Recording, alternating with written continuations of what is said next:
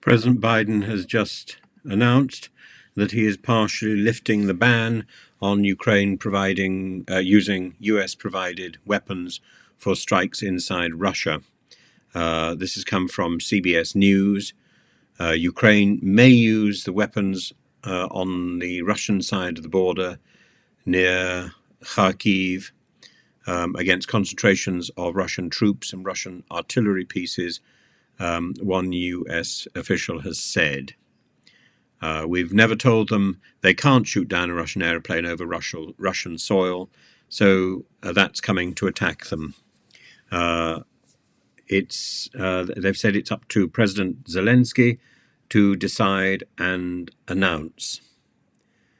This is during a visit to Moldova yesterday by Secretary of State Antony Blinken, who said, at every step along the way we've adapted and adjusted as necessary, so that's exactly what we'll do going forward. The president recently directed his team to ensure that Ukraine is able to use US-supplied weapons for counter-fire purposes in the Kharkiv region, so Ukraine can hit back against Russian forces that are attacking them or preparing to attack them. Our policy with respect to prohibiting the use of long-range strikes inside Russia has not changed. No, but in terms of a nuance, this is quite different. And this ratchets up the war and the language of war. I've always said that that we must support Zelensky's defense of Ukraine. I'm less certain whether or not we should be supporting an attack on Russian soil, but I am aware that, of course, Russia is using its superiority to fire weapons from Russian soil into Ukrainian soil and therefore to attack civilians in Ukraine. And that should not be tolerated.